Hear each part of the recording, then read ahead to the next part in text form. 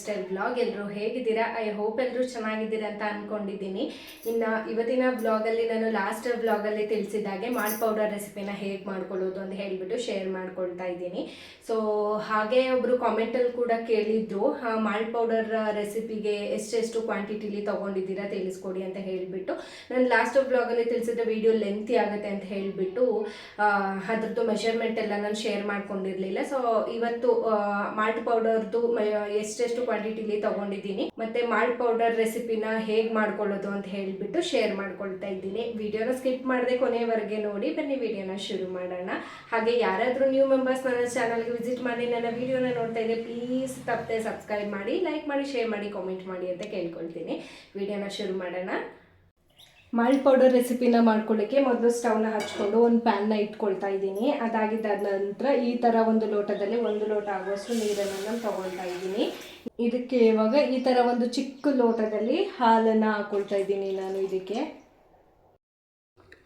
ಇದಕ್ಕೆ ಇವಾಗ ನಾನು 1-2 ಸ್ಪೂನ್ ಆಗುವಷ್ಟು ಜಾಗ್ರಿ ಪೌಡ್ರನ್ನ ಹಾಕ್ಕೊಳ್ತಾ ಇದ್ದೀನಿ. ಜಸ್ಟ್ ಸಿಹಿಗೆ ಸ್ವಲ್ಪ ಎಷ್ಟು ಬೇಕು ಅಷ್ಟು ನೋಡಿಕೊಂಡು ಸೇರಿಸ್ಕೊಳ್ಳಿ. ನಾನು ನೆಕ್ಸ್ಟು ಮಾಲ್ಟ್ ಪೌಡ್ರನ್ನ ತೊಗೊಳ್ತಾ ಇದ್ದೀನಿ. ನಾನು ಆಲ್ಮೋಸ್ಟ್ ಅಲ್ಲೂ ಇದರ ಪೂರ್ತಿ ಫಿಲ್ ಮಾಡಿ ಇಟ್ಟಿದ್ದೆ. ಆಲ್ಮೋಸ್ಟ್ ಅಲ್ಲಿ 1 ವೀಕಿಂದ ಕುಡಿತಾ ಇರೋದ್ರಿಂದ ಖಾಲಿ ಆಗಿದೆ. ಇದಕ್ಕೆ ಇವಾಗ 3 ಟೇಬಲ್ ಸ್ಪೂನ್ ಆಗುವಷ್ಟು ಮಾಲ್ಟ್ ಪೌಡರ್ನ ಸೇರಿಸ್ಕೊಳ್ತಾ ಇದ್ದೀನಿ. ಸೇರಿಸ್ಬಿಟ್ಟು ಚೆನ್ನಾಗಿ ಮಿಕ್ಸ್ ಮಾಡ್ಕೊಳ್ಬೇಕು. ನೀಟಾಗಿ ಸ್ವಲ್ಪ ಗಂಟಿಲ್ದೇ ಇರೋ ಹಾಗೆ ನೀಟಾಗಿ ಕಲಿಸ್ಕೊಳ್ಬೇಕು. ನೋಡ್ತಾ ಇದ್ದೀರಲ್ವಾ, ಚೆನ್ನಾಗಿ ಮಿಕ್ಸ್ ಮಾಡ್ಕೊಳ್ಬೇಕು. ಇದು ಚೆನ್ನಾಗಿ ಗಟ್ಟಿ ಕನ್ಸಿಸ್ಟೆನ್ಸಿಗೆ ಬರೋವರೆಗೂ ಕೂಡ ನೀಟಾಗಿ ಮಿಕ್ಸ್ ಮಾಡ್ಕೊಳ್ಬೇಕು. ಇದನ್ನು ಸ್ವಲ್ಪ ಗಂಟಿರಬಾರ್ದು, ಆ ಥರ ಮಿಕ್ಸ್ ಮಾಡಿ ಕಲಿಸ್ಕೊಳ್ಳಿ. ನೋಡಿ ಇವಾಗ ನಾನು ಮಿಕ್ಸ್ ಮಾಡಿ ತೋರಿಸ್ತೇನೆ. ನಾನು ಸ್ವಲ್ಪನೂ ಗಂಟಿಲ್ಲ. ಇವಾಗ ನೀವು ಸಿಮ್ಮನ್ನು ಜಾಸ್ತಿ ಇಟ್ಕೊಂಡು ಬೇಕಾದರೆ ಕಾಯಿಸ್ಕೊಳ್ಬೋದು. ನಿಧಾನಕ್ಕೆ ಈ ಥರ ತಿರ್ಕೊಂಡು ಕಾಯಿಸ್ಕೊಳ್ಬೇಕು. ಈ ಥರ ನಿಧಾನಕ್ಕೆ ತಿರುಗಿಸ್ಕೊಂಡು ಕಾಯಿಸ್ಕೊಳ್ಬೇಕು. ಸ್ವಲ್ಪ ತಳ ಹಿಡ್ಕೊಂಡು ಬಿಡುತ್ತೆ. ಸೊ ಅದಕ್ಕಾಗಿ ನೀವು ಸ್ವಲ್ಪ ಈ ಥರ ಕೈ ಆಡ್ತಾನೆ ಇದ್ದರೆ ಚೆನ್ನಾಗಿ ಬರುತ್ತೆ. ಸೊ ಗಂಟಾಗಲ್ಲ ಸ್ವಲ್ಪನೂ. ಅದಕ್ಕೋಸ್ಕರ ಈ ಥರ ನೀಟಾಗಿ ತಿರುಗಿಸ್ಕೊಳ್ಬೇಕು. ನೋಡ್ತಾ ಇದ್ದೀರಲ್ವ ನೀವೇ ಎಷ್ಟು ಚೆನ್ನಾಗಿ ಬೇಯ್ತಾ ಇದೆ ಅಂತ ಹೇಳಿಬಿಟ್ಟು. ಚೆನ್ನಾಗಿ ಒಂದು ಮೀಡಿಯಮ್ ಕನ್ಸಿಸ್ಟೆನ್ಸಿಗೆ ಬರೋವರೆಗೆ ನೀಟಾಗಿ ಬೇಯಿಸ್ಕೊಳ್ಬೇಕು. ಚೆನ್ನಾಗಿ ತಿರುಗಿಸ್ಕೊಳ್ಳಿ. ಸಿಮ್ನ ಡೌನ್ ಮಾಡ್ಕೊಳ್ಳಿ. ಚೆನ್ನಾಗಿ ಬೇಯಲಿ. ಇದು 1-2 ನಿಮಿಷ ಬೇಯಿಸ್ಕೊಂಡ್ರೆ ಸಾಕು. ಇವಾಗ ನಾನು ಇದನ್ನು 2 ಮಿನಿಟ್ಸ್ ಚೆನ್ನಾಗಿ ಬೇಯಿಸ್ಕೊಂಡಿದ್ದೀನಿ. ಇವಾಗ ಕಂಪ್ಲೀಟಾಗಿ ಸಿಮ್ಮನ್ನ ಆಫ್ ಮಾಡಿಬಿಟ್ಟು ತಣ್ಣಗಾಗಲಿಕ್ಕೆ ಬಿಡಬೇಕು. ಇವಾಗ ನಾನು ಸಿಮ್ಮನ್ನು ಆಫ್ ಮಾಡ್ತಾ ಇದ್ದೀನಿ. ಇವಾಗ ಇದನ್ನು ಚೆನ್ನಾಗಿ ಕಂಪ್ಲೀಟಾಗಿ ಕೂಲ್ ಆಗೋಕ್ಕೆ ಬಿಡಬೇಕು. ನೀಟಾಗಿ ತಣ್ಣಗಾದ್ಮೇಲೆ ಕುಡಿದ್ರೆ ತುಂಬ ಅಂದರೆ ತುಂಬಾ ಚೆನ್ನಾಗಿರುತ್ತೆ. ಸ್ವಲ್ಪ ತಣ್ಣಗಾಗಬೇಕು. ತುಂಬ ತಣ್ಣನೂ ಇಲ್ಲ, ತುಂಬ ಬಿಸಿನೂ ಅಲ್ಲ. ಕುಡಿಯೋಷ್ಟಕ್ಕೆ ಚೆನ್ನಾಗಿ ಕುಡಿಲಿಕ್ಕೆ ಎಷ್ಟು ಬಿಸಿ ಬೇಕು ಅನಿಸುತ್ತೆ ನೋಡಿ, ಅಷ್ಟು ಬಿಸಿ ಅಷ್ಟೊತ್ತವರೆಗೂ ಕೂಡ ಚೆನ್ನಾಗಿ ಆರಿಸ್ಕೊಬೇಕು. ನಾನು ಇವಾಗ ಇದನ್ನು ಕಂಪ್ಲೀಟಾಗಿ ತಣ್ಣಗಾಗಲಿಕ್ಕೆ ಬಿಡ್ತೀನಿ. ಇದನ್ನು ತಣ್ಣಗಾಗಲಿಕ್ಕೆ ಬಿಟ್ಟಿದ್ದೀವಿ ಅಲ್ವಾ, ಇವಾಗ ಕಂಪ್ಲೀಟಾಗಿ ತಣ್ಣಗಾಗಿದೆ. ಈಗ ಸರ್ವ್ ಮಾಡೋಣ.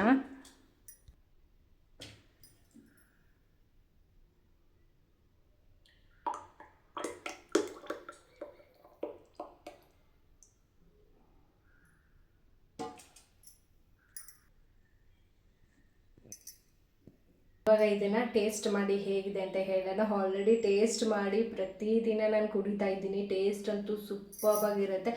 ಚಿಕ್ಕ ಮಕ್ಕಳಿಗೂ ಕೂಡ ತುಂಬಾ ಇಷ್ಟ ಆಗುವಂಥ ಮಾಲ್ಟ್ ಪೌಡರ್ ಇದು.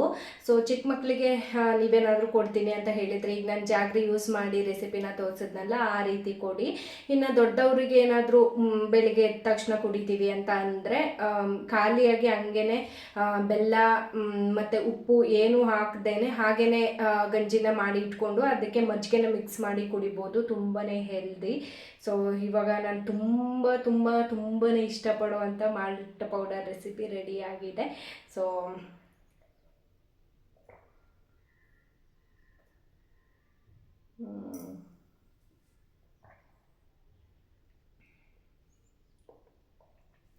ತುಂಬಾ ಚೆನ್ನಾಗಿರುತ್ತೆ. ನೀವು ಕೂಡ ಈ ರೆಸಿಪಿನ ಮಸ್ಟಾಗಿ ಟ್ರೈ ಮಾಡ್ತೀರಾ ಅಂತ ಅಂದ್ಕೊಂಡಿದ್ದೀನಿ. ಇನ್ನು ಇದೇ ವ್ಲಾಗಲ್ಲಿ ಮಾಲ್ಟ್ ಪೌಡರನ್ನು ಮಾಡಿಸ್ಲಿಕ್ಕೆ ಎಷ್ಟೆಷ್ಟು ಕ್ವಾಂಟಿಟಿಲಿ ತೊಗೊಬೇಕು ಅನ್ನೋದನ್ನು ನಾನು ಪಿಕ್ಚರ್ ಕೂಡ ಆ್ಯಡ್ ಮಾಡ್ತೀನಿ. ನೀವು ಸ್ಕ್ರೀನ್ಶಾಟ್ ಮಾಡಿ ಇಟ್ಕೊಂಡು ಬೇಕಾದರೆ ಮಾಡಿಸ್ಕೊಳ್ಬೋದು. ಸೊ ನಾನಿವಾಗ ಇದನ್ನು ಕುಡಿದ್ಬಿಟ್ಟು ನೆಕ್ಸ್ಟು ಬ್ರೇಕ್ಫಾಸ್ಟಿಗೆ ರೆಡಿ ಮಾಡಬೇಕು. ಕುಡಿದ್ಬಿಟ್ಟು ಮತ್ತೆ ಸಿಗ್ತೀನಿ. ಇನ್ನು ಮಾಲ್ಟ್ ಪೌಡರ್ ಮಾಡಿಸ್ಲಿಕ್ಕೆ ಎಷ್ಟೆಷ್ಟು ಕ್ವಾಂಟಿಟಿಲಿ ತೊಗೊಂಡಿದ್ದೆ ಅಂತ ಇಲ್ಲಿ ಪಿಕ್ಚರ್ ಕೂಡ ನಾನು ಶೇರ್ ಮಾಡ್ಕೊಂಡಿದ್ದೀನಿ. ಇವಾಗ ನೆಕ್ಸ್ಟ್ ನಾನು ಬ್ರೇಕ್ಫಾಸ್ಟಿಗೆ ಒಂದು ಸಿಂಪಲಾಗಿರೋ ಪಲ್ಯ ರೆಸಿಪಿ ಜೊತೆಗೆ ಚಪಾತಿ ಮಾಡೋಣ ಅಂತ ಹೇಳಿಬಿಟ್ಟು ರೆಡಿ ಮಾಡ್ಕೊಳ್ತಾ ಇದ್ದೀನಿ. ನನ್ನ ಫೇವ್ರೆಟ್ ತೊಂಡೆಕಾಯಿ ಪಲ್ಯನ ಮಾಡ್ತಾಯಿದ್ದೀನಿ ಇವತ್ತು. ಸೊ ಹೇಗೆ ಮಾಡೋದು ಅಂತ ಹೇಳಿಬಿಟ್ಟು ಕ್ವಿಕ್ಕಾಗಿ ನೋಡ್ಕೊಂಡು ಬರೋಣ. ಸ್ಟವ್ ಮೇಲೆ ಒಂದು ಪ್ಯಾನ್ನ ಇಟ್ಕೊಂಡು ಪ್ಯಾನ್ ಕಾದಿದ್ದಾದ ನಂತರ ಎಣ್ಣೆನ ಹಾಕ್ಕೊಂಡಿದ್ದೀನಿ. ಎಣ್ಣೆ ಕಾದಿದ್ದಾದ ನಂತರ ಸಾಸಿವೆ, ಹಸಿರು ಮೆಣಸಿನ್ಕಾಯಿ, ಈರುಳ್ಳಿನ ಹಾಕ್ಬಿಟ್ಟು ಚೆನ್ನಾಗಿ ಫ್ರೈ ಮಾಡ್ಕೊಳ್ಬೇಕು. ಚೆನ್ನಾಗಿ ಫ್ರೈ ಆಗಿದ್ದಾದ ನಂತರ ಟೊಮೊಟೊನ ಸೇರಿಸ್ಕೊಳ್ತಾ ಇದ್ದೀನಿ. ಟೊಮೊಟೊನ ಸೇರಿಸ್ಬಿಟ್ಟು ನೀಟಾಗಿ ಈ ಥರ ಸಾಫ್ಟ್ ಆಗೋವರೆಗೆ ಹುರ್ಕೊಂಡು ಅದಾಗಿದ್ದಾದ ನಂತರ ಕಟ್ ಮಾಡಿ ಇಟ್ಕೊಂಡಿರುವಂಥ ತೊಂಡೆಕಾಯಿನ ನಾನು ಒಗ್ಗರಣೆಗೆ ಸೇರಿಸ್ಕೊಳ್ತಾ ಇದ್ದೀನಿ. ನಾನು ಚಿಕ್ಕದಾಗಿ ಈ ಥರ ಪೀಸಾಗಿ ಕಟ್ ಮಾಡಿ ಇಟ್ಕೊಂಡಿದ್ದೀನಿ. ಉದ್ದಕ್ಕೂ ಕಟ್ ಮಾಡ್ಕೊಳ್ಬೋದು. ಸೊ ಈ ಥರ ಆದರೆ ಬೇಗ ಸಾಫ್ಟಾಗಿ ಬೆಂದ್ಕೊಳ್ಳುತ್ತೆ ಅಂತ ಹೇಳಿಬಿಟ್ಟು ನಾನು ಈ ಥರ ರೌಂಡಾಗಿ ಕಟ್ ಮಾಡ್ಕೊಂಡಿದ್ದೀನಿ. ಇವಾಗ ಇದನ್ನು ಸೇರಿಸ್ಬಿಟ್ಟು ನೀಟಾಗಿ ಮಿಕ್ಸ್ ಮಾಡ್ಕೊಳ್ಬೇಕು. ನಿಧಾನಕ್ಕೆ ತಿರುಗಿಸ್ಕೊಂಡು ಮಿಕ್ಸ್ ಮಾಡ್ಕೊಳ್ಳಿ. ಇವಾಗ ಇದಕ್ಕೆ ನಾನು 2 ಸ್ಪೂನ್ ಆಗುವಷ್ಟು ಅಚ್ಚೆ ಖಾರ ಪುಡಿ, 2 ಸ್ಪೂನ್ ಆಗುವಷ್ಟು ಗರಂ ಮಸಾಲ, ಒಂದು 3 ಸ್ಪೂನ್ ಆಗುವಷ್ಟು ಸಾಂಬಾರು ಪೌಡರ್ನ ಹಾಕ್ಕೊಂಡಿದ್ದೀನಿ. ಇಷ್ಟನ್ನು ಹಾಕಿಬಿಟ್ಟು ನೀಟಾಗಿ ಮಿಕ್ಸ್ ಮಾಡ್ಕೊಳ್ಳಿ. ಹಾಕಿರುವಂಥ ಮಸಾಲೆ ಪೌಡರ್ ನಾವು ಹಾಕಿರುವಂಥ ತೊಂಡೆಕಾಯಿಗೆ ಚೆನ್ನಾಗಿ ಮಿಕ್ಸ್ ಆಗೋ ಥರ ನೀಟಾಗಿ ಮಿಕ್ಸ್ ಮಾಡ್ಕೊಳ್ಬೇಕು. ನೋಡ್ತಾ ಇದ್ದೀರಾ ಅಲ್ವಾ, ಎಷ್ಟು ಚೆನ್ನಾಗಿ ಮಿಕ್ಸ್ ಮಾಡ್ತಿರೋ ಪಲ್ಯ ಅಷ್ಟು ಘಮ ಅಂತ ಇರುತ್ತೆ. ಸೊ ಇವಾಗ ಎಲ್ಲನೂ ಕೂಡ ನೀಟಾಗಿ ಮಿಕ್ಸ್ ಮಾಡಿಬಿಟ್ಟು ಒಂದು 3/4 ಲೋಟ ಆಗುವಷ್ಟು ನೀರನ್ನು ನಾನು ಸೇರಿಸ್ಕೊಳ್ತಾ ಇದ್ದೀನಿ. 3/4 ಲೋಟ ಆಗೋಷ್ಟು ನೀರನ್ನು ಹಾಕಿಬಿಟ್ಟು ಮತ್ತೆ ಇನ್ನೊಂದು ಸರ್ತ ನೀಟಾಗಿ ಮಿಕ್ಸ್ ಮಾಡಿಬಿಟ್ಟು ಪ್ಲೇಟನ್ನು ಕ್ಲೋಸ್ ಮಾಡಿಬಿಟ್ಟು ಒಂದು 5 ನಿಮಿಷ ನಾವು ನೀಟಾಗಿ ಕುಕ್ ಮಾಡ್ಕೊಳ್ಬೇಕು. ಪ್ಲೇಟನ್ನು ಕ್ಲೋಸ್ ಮಾಡಿರೋದ್ರಿಂದ ಬೇಗನೆ ಕುಕ್ ಆಗುತ್ತೆ. ಸೊ ಒಂದು 5 ನಿಮಿಷ ನಿಧಾನಕ್ಕೆ ನಾವು ಈ ಥರ ಮೀಡಿಯಮ್ ಫ್ಲೇಮಲ್ಲಿ ನೀಟಾಗಿ ಕುಕ್ ಆಗಲಿಕ್ಕೆ ಬಿಡಬೇಕು. ಪ್ಲೇಟನ್ನು ಕ್ಲೋಸ್ ಮಾಡಿ ಒಂದು 5 ನಿಮಿಷ ನಿಧಾನಕ್ಕೆ ಕುಕ್ ಆಗಲಿಕ್ಕೆ ಬಿಟ್ಬಿಡಿ. ಮೀಡಿಯಮ್ ಫ್ಲೇಮಲ್ಲಿ ಇಡಿ. ತುಂಬ ಜೋರು ಫ್ಲೇಮಲ್ಲಿ ಇಟ್ಬಿಟ್ರೆ ಅದು ಸೀದೋಗೋ ಚಾನ್ಸಸ್ ಇರುತ್ತೆ. ಸೊ ಇವಾಗ ನಾನು 5 ನಿಮಿಷ ಆದಮೇಲೆ ಪ್ಲೇಟ್ನ ತೆಗೆದು ತೋರಿಸ್ತಾ ಇದ್ದೀನಿ. ನೋಡಿ ಎಷ್ಟು ಸಾಫ್ಟಾಗಿ ಚೆನ್ನಾಗಿ ಬೆಂದ್ಕೊಂಡಿದೆ ಅಂತ ಹೇಳಿಬಿಟ್ಟು ಇವಾಗ ಇದಕ್ಕೆ ರುಚಿಗೆ ತಕ್ಕಷ್ಟು ಉಪ್ಪನ್ನು ಸೇರಿಸ್ಬಿಟ್ಟು ಮತ್ತೆ ಮಿಕ್ಸ್ ಮಾಡಿ ಇನ್ನು ಒಂದು 2 ಮಿನಿಟ್ಸ್ ಚೆನ್ನಾಗಿ ಕುಕ್ ಆಗಲಿಕ್ಕೆ ಬಿಡಬೇಕು. ಇನ್ನು 2 ಮಿನಿಟ್ಸ್ ಚೆನ್ನಾಗಿ ಕುಕ್ ಆದಮೇಲೆ ನೀವು ಬೇಕಾದರೆ ಟೇಸ್ಟ್ನ ಚೆಕ್ ಮಾಡಿಕೊಂಡು ನೋಡ್ಕೊಳ್ಳಿ. ಸಪ್ಪೆ ಅನಿಸುತ್ತೆ ಇನ್ನು ಸ್ವಲ್ಪ ಉಪ್ಪನ್ನು ಹಾಕಿ ಮಿಕ್ಸ್ ಮಾಡಿಕೊಂಡು ಇನ್ನು 1 ಮಿನಿಟ್ ಲಿಟ್ಟನ್ನು ಕ್ಲೋಸ್ ಮಾಡಿ ನೀವು ಬೇಯಿಸ್ಕೊಂಡ್ರೆ ಸಾಕಾಗುತ್ತೆ. ಇವಾಗ ನಾನು ರುಚಿನೆಲ್ಲ ಚೆಕ್ ಮಾಡಿಕೊಂಡು ಮತ್ತೆ ನಾನು 2 ಮಿನಿಟ್ಸ್ ಬೇಯಿಸಾಗಿದ್ದಾದ ನಂತರ ನಾನು ಲಿಟ್ಟನ್ನು ಓಪನ್ ಮಾಡಿ ಬಿಟ್ಬಿಟ್ಟು ಇವಾಗ ಇದಕ್ಕೆ ತುರಿದು ಇಟ್ಕೊಂಡಿರುವಂಥ ಹಸಿಕಾಯಿ ತುರಿನ ನಾನು ಸೇರಿಸ್ಕೊಳ್ತಾ ಇದ್ದೀನಿ. ತುಂಬಾ ಟೇಸ್ಟ್ ಚೆನ್ನಾಗಿರುತ್ತೆ ನಾವು ಹಸಿಕಾಯಿನ ಸೇರಿಸ್ಕೊಳ್ಳೋದ್ರಿಂದ. ಇವಾಗ ಇದಕ್ಕೆ ನೆಕ್ಸ್ಟು ಕೊತ್ತಂಬರಿ ಸೊಪ್ಪನ್ನು ಉದುರಿಸ್ಕೊಂಡ್ಬಿಟ್ರೆ ಸಕ್ಕ ಟೇಸ್ಟಿಯಾಗಿರುವಂಥ ತೊಂಡೆಕಾಯಿ ಪಲ್ಯ ರೆಡಿನೇ ಆಗೋಗ್ಬಿಡುತ್ತೆ. ಯಾರೆಲ್ಲ ಈ ಪಲ್ಯ ರೆಸಿಪಿನ ಟ್ರೈ ಮಾಡಿದ್ದೀರಾ ಅಂತ ಹೇಳಿಬಿಟ್ಟು ಕಾಮೆಂಟ್ ಮಾಡಿ ತಿಳಿಸಿ.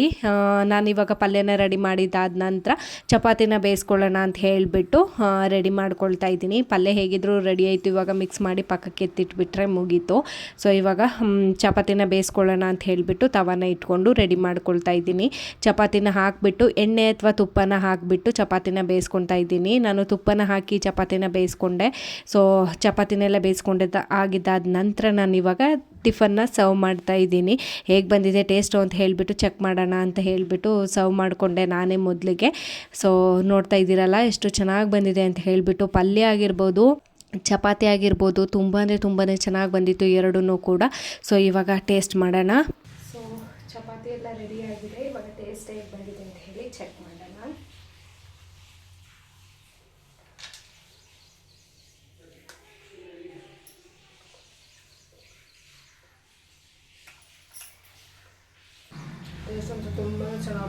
ಟೇಸ್ಟ್ ಅಂತೂ ತುಂಬಾ ಚೆನ್ನಾಗಿ ಬಂದಿತ್ತು. ಟಿಫನ್ ಎಲ್ಲ ತಿನ್ಕೊಂಡು ಸ್ವಲ್ಪ ಬಟ್ಟೆ ಹಾರಾಕ್ಲಿಕ್ಕಿತ್ತು. ಸೊ ಬಟ್ಟೆನೂ ಹಾರಾಕ್ಬಿಟ್ಟು ಮಾಂಸದ ಸಾರು ಪುಡಿ ಮತ್ತು ಸಾಂಬಾರು ಪೌಡರ್ ಎರಡೂ ಖಾಲಿ ಆಗಿಬಿಟ್ಟಿತ್ತು. ಸೊ ನನ್ನ ಹೆಲ್ಪಿಗೆ ಅಂತ ಹೇಳಿ ಅಮ್ಮ ಬಂದಿದ್ರು. ಸೊ ಮಾಡಿಸ್ಕೊಂಡು ಬಿಡೋಣ ಅಂತ ಹೇಳಿಬಿಟ್ಟು ಐಟಮ್ಸ್ ಎಲ್ಲ ತರಿಸಿದ್ವಿ. ಸೊ ಅದನ್ನು ಇವಾಗ ಒಣಗಲಿಕ್ಕೆ ಹಾಕಿದ್ದೀನಿ. ಸೊ ರೆಡಿ ಮಾಡ್ಕೊಂಡು ಬಿಡೋಣ ಖಾರ ಪುಡಿ ಮಾಡಿಸ್ಲಿಕ್ಕೆ ಅಂತ ಹೇಳಿಬಿಟ್ಟು. ಸೊ ಅಮ್ಮನೂ ಬಂದಿದ್ರು ಹೆಲ್ಪಿಗೆ ಅಂತ ಹೇಳಿಬಿಟ್ಟು ಅವ್ರ ಹೆಲ್ಪನ್ನು ತೊಗೊಂಡು ಸಾಂಬಾರು ಪೌಡರ್ನ ಮಾಡಿಸ್ಕೊಂಡು ಬಿಡೋಣ ಅಂತ ಹೇಳಿಬಿಟ್ಟು ರೆಡಿ ಮಾಡಿ ಹಾಕಿದ್ದೀನಿ ಮೇಲ್ಗಡೆ ಎಲ್ಲನೂ. ಸೊ ಇವಾಗ ಸ್ವಲ್ಪ ಬಿಸಿಲು ಕೂಡ ಚೆನ್ನಾಗಿ ಬರ್ತಾಯಿತ್ತು. ಸೊ ಚೆನ್ನಾಗಿ ಒಣಕೊಂಡ್ಬಿಟ್ರೆ ಮಿಕ್ಕಿದ ಕೆಲಸ ಈಸಿ ಆಗಿಬಿಡುತ್ತೆ ಅಂತ ಹೇಳಿಬಿಟ್ಟು ಒಣಗಾಕ್ಬಿಟ್ಟು ಬಂದೆ. ಸಾಂಬಾರ್ ಪೌಡರ್ಗೆ ಬೇಕಾಗಿರುವಂಥ ಮೆಣಸಿನ್ಕಾಯಿ ಮತ್ತು ಧನಿಯಾ ಎಲ್ಲ ತರಿಸ್ಬಿಟ್ಟು ನೀಟಾಗಿ ಸೋಸ್ಬಿಟ್ಟು ನೀಟಾಗಿ ಒಣಗಾಕಿದ್ದೀನಿ. ಸೊ ಇದಾರೋ ಅಷ್ಟೊತ್ತಿಗೆ ಕಾಳುಗಳನ್ನೆಲ್ಲ ಸೋಸ್ಬಿಟ್ಟು ರೆಡಿ ಮಾಡ್ಕೊಳ್ಳೋಣ ಅಂತ ಹೇಳಿಬಿಟ್ಟು ರೆಡಿ ಮಾಡ್ತಾ ಇದ್ದೀನಿ. ಇನ್ನು ಈ ಒಂದು ಸಾಂಬಾರ್ ಪೌಡರ್ದು ರೆಸಿಪಿ ಏನಾದರೂ ಬೇಕಿತ್ತು ಅಂದರೆ ಕಾಮೆಂಟ್ ಮಾಡಿ, ನೆಕ್ಸ್ಟ್ ವ್ಲಾಗಲ್ಲಿ ಶೇರ್ ಮಾಡ್ತೀನಿ. ಇನ್ನು ಈ ವ್ಲಾಗ್ನ ಕೂಡ ಇಲ್ಲೇ ಎಂಡ್ ಮಾಡ್ತಾ ಇದ್ದೀನಿ. ಸಿಗ್ತೀನಿ ನೆಕ್ಸ್ಟ್ ವೀಡಿಯೋದಲ್ಲಿ. ಅಲ್ಲಿವರೆಗೂ keep watching, keep supporting, take care, bye bye, Tata. Vlog ಇಷ್ಟ ಆಗಿದೆ ಪ್ಲೀಸ್ ಲೈಕ್ ಮಾಡೋಕ್ಕೆ ಮರಿಬೇಡಿ, ಶೇರ್ ಮಾಡೋಕ್ಕೆ ಮರಿಬೇಡಿ. Take care.